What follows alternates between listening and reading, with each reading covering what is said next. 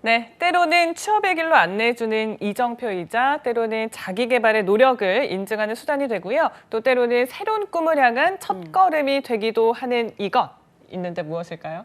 대본에 나와 있어가지고 저는 알고 있습니다. 예. 국가기술 자격입니다. 네. 제가 더 당황을 했네요. 네, 잡초돼서 오늘은 한국산업인력공단이 주최한 2020 국가자격 취득자 수기 공모전에서 동상을 수상하신 분입니다. 김규태님 모시고 자세한 이야기 나눠보도록 하겠습니다. 어서 오세요. 네, 안녕하세요. 네, 반갑습니다. 우선 우리 시청자 여러분께 인사 부탁드릴게요. 네, 안녕하십니까. 저는 산업인력공단에서 주최하는 19년 정기기사 1회에서 화약류 제조 산업기사를 취득하고 자격증 취득을 위해 노력한 제 이야기를 담아서 20년 국가기술 자격 합격 초기 공모전에서 동상을 수상한 김규태입니다. 반갑습니다. 자격증도 취득하고 그 이야기로 동상까지 수상하신 저희가 먼저 그럼 수상 소감을 한번 들어볼까요? 네. 네, 사실 지금 이 순간에도 자기 개발과 취업을 위해 또 가정을 위해서 노력하고 계시는 훌륭한 분들이 많이 계십니다.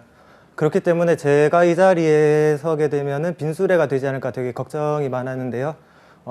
이제 막 첫걸음을 뗀 저에게 이런 상을 주셨다는 거는 앞으로 제 목표를 향해 더 열심히 또 묵묵히 겸손하게 나아가라는 의미이지 않을까 생각됩니다. 이야, 겸손까지 갖추셨네요. 다 그러니까요. 가지셨네요. 그러니까. 일단 박수 한번 너무나 칠까요? 축하드립니다. 네, 정말 축하드립니다.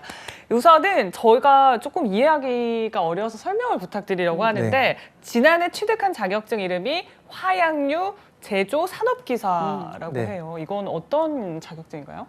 네, 화약류라고 하면은 아마 많은 분들이 생소하실 건데요. 화약은 크게 생산 과정을 담당하는 제조 자격과 저장소 및 현장을 주관하는 관리 자격으로 나눠집니다.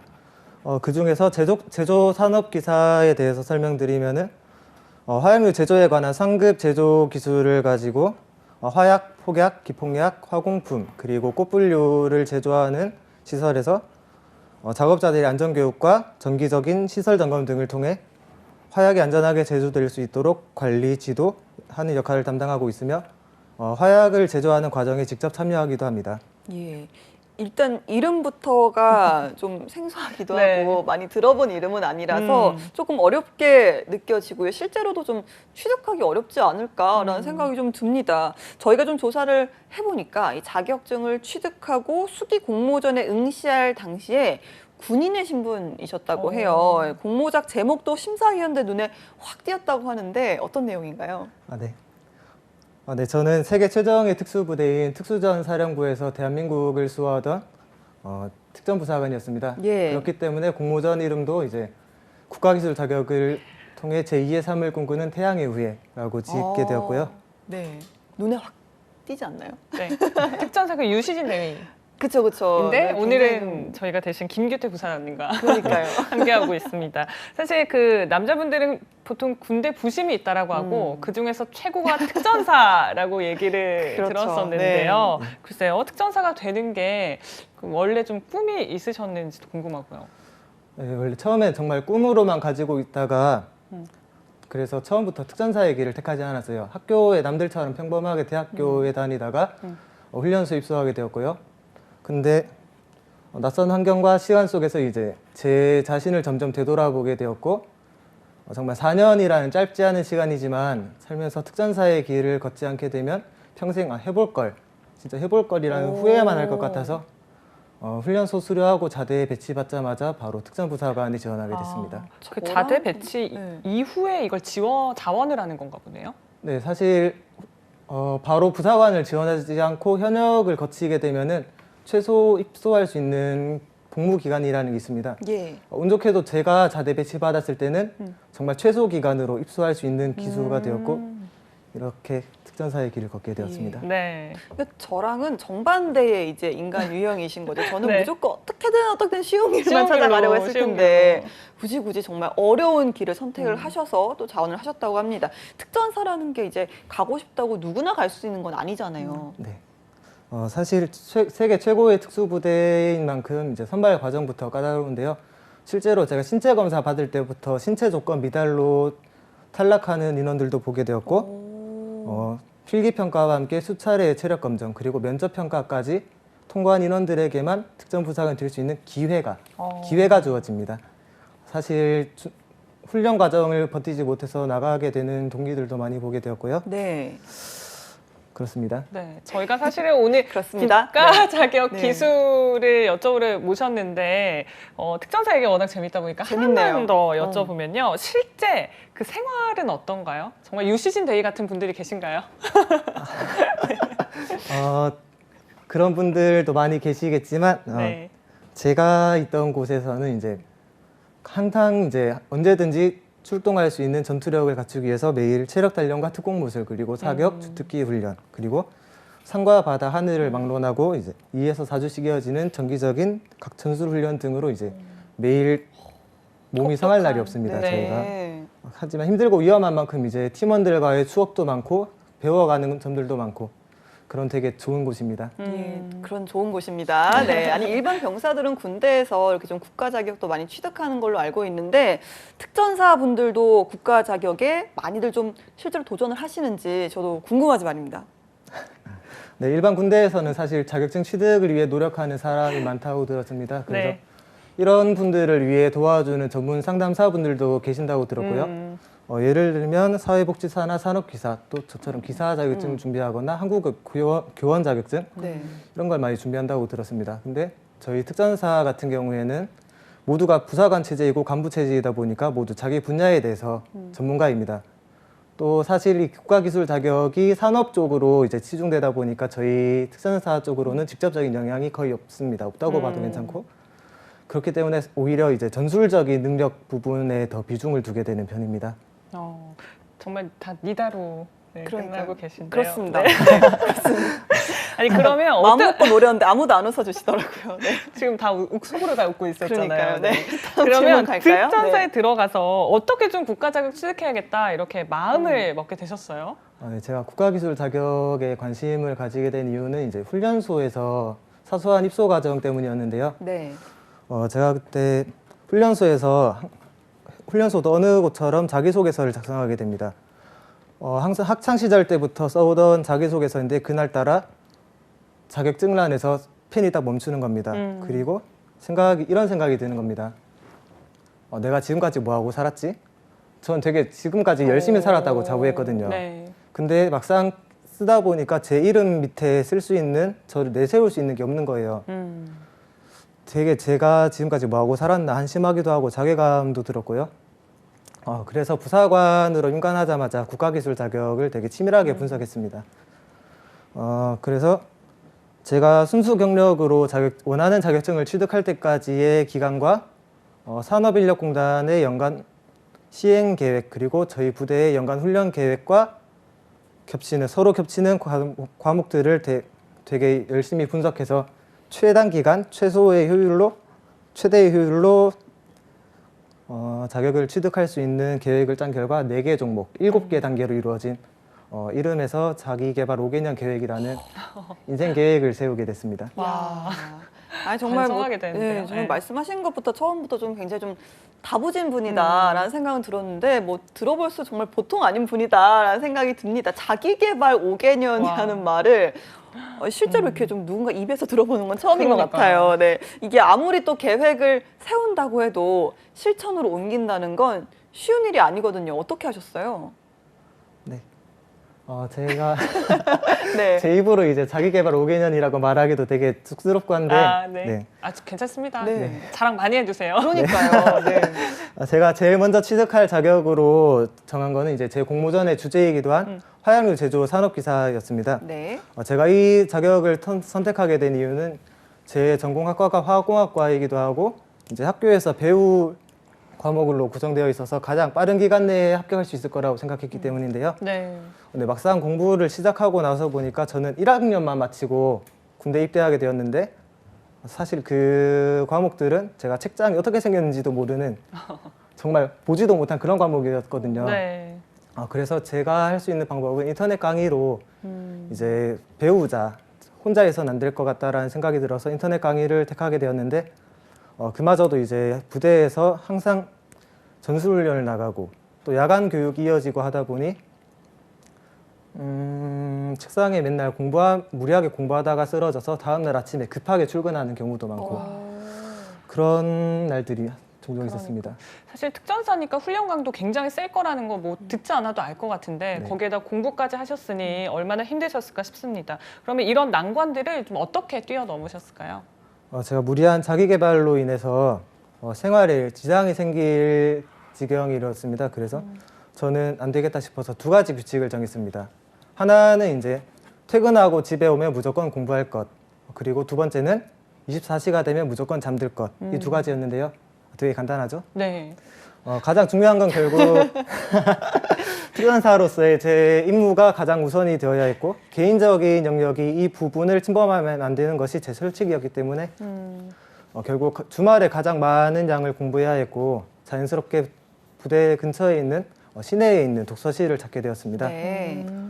그래서 매 주말이면은 독서실 오픈하기 전에 첫 손님으로 들어가서 네. 시내버스 마지막 차를 타고 부대에 복귀하는 그런 생활을 이어오다가 시험이 다가오면서부터 이 이동 시간도 줄이려고 했거든요. 왜냐하면 이제 버스를 타고 나갔다가 들어올 시간이면 택시가 많이 없는 거예요. 네. 그래서 걸어서 오게 되면은 이제 1시간 정도 걸리게 되다 보니까 이동 시간조차도 이제 줄여야 되겠다.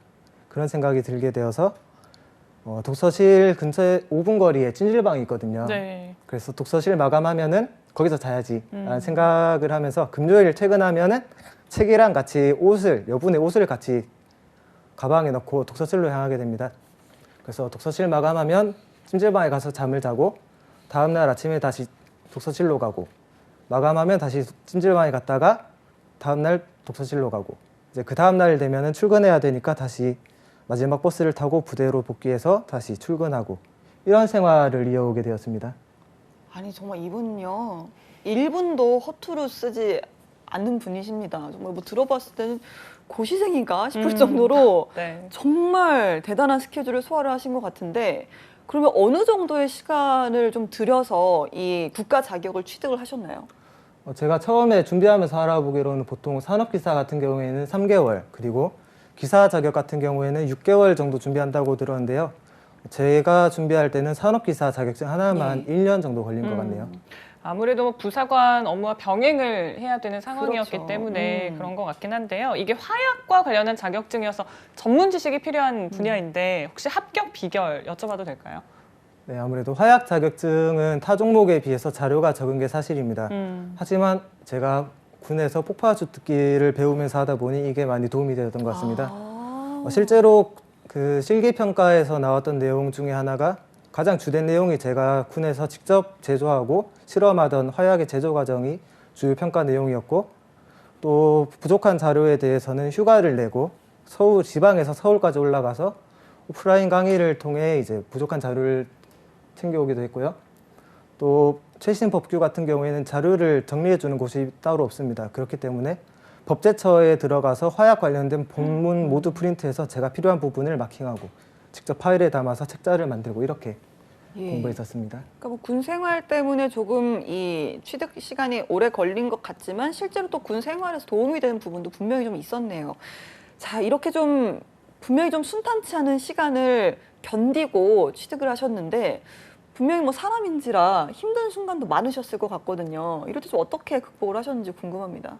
사실 훈련을 되게 자주 나가면서 공부의 흐름이 끊기고 하다 보니까 되게 마음고생이 많았습니다. 네. 그래서 제가 정말 존경하는 선배님한테 처음이자 마지막으로 진심을 다해서 정말 힘들다 네. 이렇게 말했던 적이 있었는데요. 그때 선배님이 군 생활이 힘들다는 말로 오해해서 되게 놀랐던 목소리가 아직도 귀에 생생하게 남아있네요. 되게 짠했던 게 제가 첫 시험을 치기 직전에도 2주 정도 훈련을 나가게 되었어요. 그때 제가 합격하지 못했다면은 지금 기사 자격증 응시 조건을 충족하지 못했거든요. 그래서 무조건 합격해야 되겠다라는 생각이 들어서 한 밤중에 얼어붙은 침낭 속에서 이제 불빛 새어 나가면 안 되니까 랜턴으로 희미하게 되게 종이에 비춰보면서 그렇게 공부했던. 형설지공 아니에요? 형설지공. 그러네요. 진짜 무슨 반딧불이 모아서 이렇게 공부하는 그런 그러니까요. 느낌인데요. 아니 그러면은 이렇게 자격을 취득한 게 뭐 자기 개발의 목적이 있기도 하지만 군 생활을 하셨으니까 혹시 뭐 좀 도움이 되지 않았을까라는 생각 들거든요. 네, 아무래도 폭약을 직접 다루는 실무자의 입장에 있다 보니까 안전사고에 관한 시각을 넓히게 되었고요. 또 특수작전용 화공품의 개발을 제안해서 육군의 발전을 위한 대회에서 부대 대표로 예선전에 발표하러 다녀오기도 했습니다. 와, 그럼 결과는 어땠을까요? 네, 안타깝게도 이제 네. 예선에 탈락하게 되었는데요. 그때 출품한 아이디어가 알칼리 금속의 금수성을 이용한 특수작전용 뇌관이었습니다. 사실 지금 생각해 보면 이제 뇌관으로서 필요한 기폭력도 의심이 되고 가장 중요한 화약류의 안정성과 또 저장성에 위배되는 부분이 되게 많았던 것 같습니다. 네. 그래서 아이디어는 항상 불편함에서 시작되지만 결국 빛을 발하는 건 모든 것이 충족되어야 한다라는 걸 알게 되었고요. 예, 이렇게 좀 지금 방송 보시는 분들 중에도 화약류 제조 산업 기사 뭐 저처럼 처음 들어본 분도 계시겠지만 또 준비하시는 분들도 분명 계실 거거든요. 그런 분들께 좀 성공할 수 있는 팁을 좀 주신다면요. 네, 내년부터 화약류 제조 산업 기사 같은 경우에는 이제 수요의 부족으로 인해서 경년에 1회씩 치러지는 걸로 변경된다고 합니다. 네. 그렇기 때문에 이 자격을 준비하는 분들의 부담감이 되게 커질 걸로 예상이 되는데요. 제가 공부했던 것처럼 단과 과목으로 나와 있는 인터넷 강의 제품들이 많습니다. 제가 인터넷 강의를 택하게 되면서 느꼈던 게 강의는 비싸지만 정확한 정보를 전달받을 수 있고 또 가장 준비 기간을 획기적으로 줄일 수 있는 하나의 대응책이지 않을까 생각이 되어서 이렇게 말씀드리는데요. 개인의 상황에 맞게 준비하시면 아마 모두들 합격하시지 않을까 생각됩니다. 네, 관심 있으신 분들 참고하시면 좋을 것 같습니다. 저희가 좀 개인적인 질문 조금 더 여쭤보고 싶은데 듣기로는 해외 파병도 네. 다녀오셨다고요? 네. 제가 특전사로서의 마지막을 이제 레바논에서 대한민국의 위상을 드높이는 군사 외교관으로 장식했습니다. 예.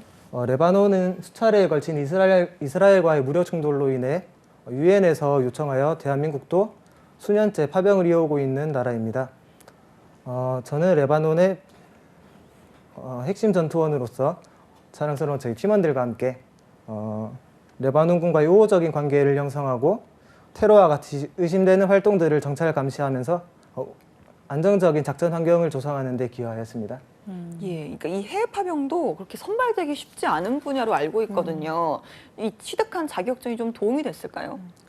네, 쉽게 오는 파병 기회가 아니었기 때문에 수많은 지원자들이 모였는데요. 아마 거기서 제가 선발될 수 있었던 거는 이제 자격증을 통해서 제가 전문 분야에 되게 발전하려고 하는 그런 네. 노력하는 모습이 되게 부각되지 않았을까. 그래서 선발되지 않았을까 생각됩니다. 네, 역시나 뭐 준비된 자가 기회를 얻는다라는 생각이 들고요. 그리고 저희 앞서서 자기개발 5개년 계획에 대해서 말씀해 주셨습니다. 부끄러워하셨지만 네. 거기에 또 다른 계획들이 있었을 것 같은데 좀 실현이 잘 됐을까요?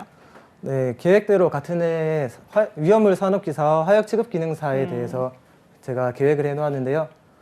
정말 말했던 대로 필기평가에 합격을 했습니다. 그런데 여기서 어떤 자격인지 잠시 소개해드리자면은 위험물 산업기사는 소방법 시행령에 규정된 위험물의 저장, 제조, 취급조에서 화약류 제조 산업기사와 비슷하게 일반 작업자를 지시 감독하고 위험물에 대한 설비, 점검, 그리고 안전한 작업 환경이 될 수 있도록 관리 감독하는 역할을 수행하게 되는 자격이고요.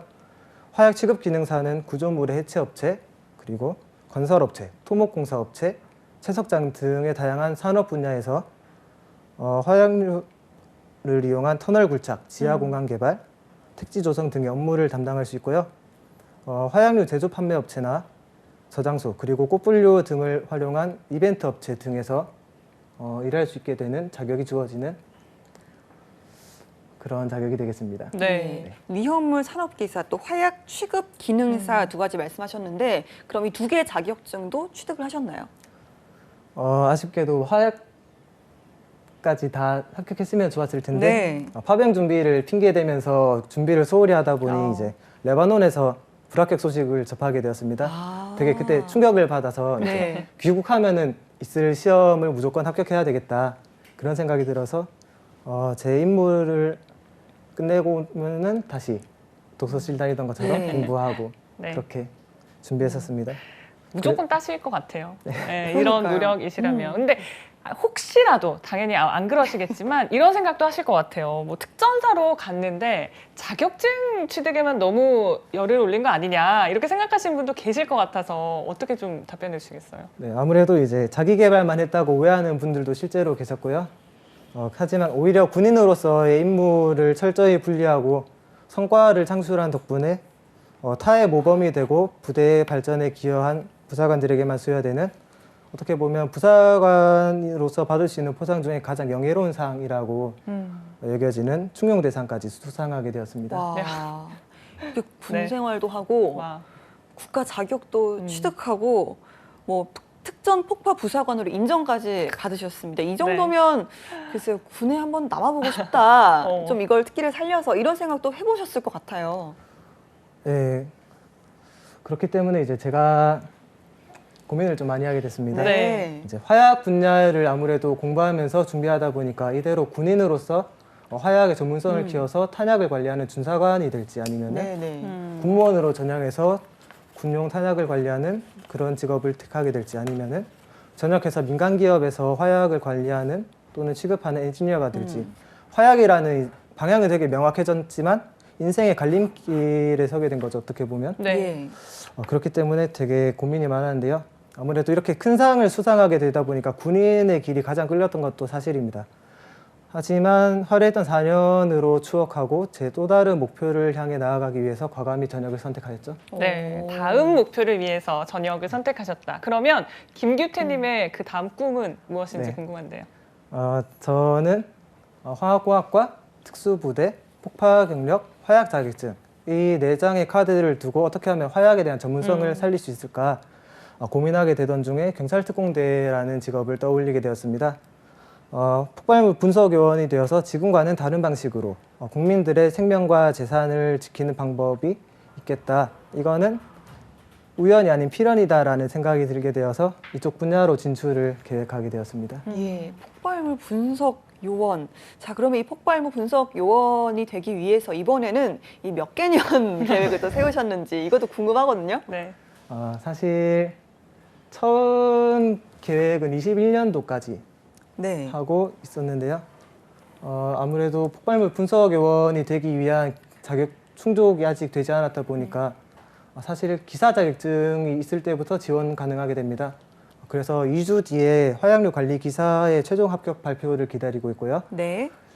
이게 충족이 되어도 아직 저는 부족하겠다라는 생각을 가지고 있어서 내년에 학교에 복학해서 화공 분야의 자격증, 기사 자격증 취득에 전념하고 또 경찰로서의 아무래도 무도, 이쪽 분야도 무도에 관한 부분이 필요하다 보니까 네. 생활체육 지도자 자격증을 취득하고 이런 제 기본적인 실무 능력이 충족이 되었다라고 생각되었을 때부터 경찰 공부를 시작해서 23년도까지 경찰특공대 합격하는 네. 한 3년 정도의 계획을 다시 생각하게 되었습니다. 네. 제가 볼 땐 지금도 훌륭하신 것 같은데 이렇게 끊임없이 도전하는 모습이 많은 분들에게 기감이 되었을 것 같습니다. 오늘 만나뵈서 굉장히 반가웠고요. 그리고 저희도 앞으로 응원을 하겠습니다. 자, 마지막으로 국가 자격 시험을 좀 준비하는 우리 시청자 여러분들께 한 말씀 해주신다면요. 네. 국가기술 자격은 저에게 자랑거리가 되었고 또 제 가치를 올려주었으며 제가 또 다른 꿈을 꾸게 해주었습니다. 지금 나를 괴롭히는 자격증이 언젠간 그 빛을 발하는 날이 올 것이라고 믿어 의심치 않습니다. 저를 포함한 국가기술 자격을 취득하는 모든 수험생 여러분들 파이팅입니다.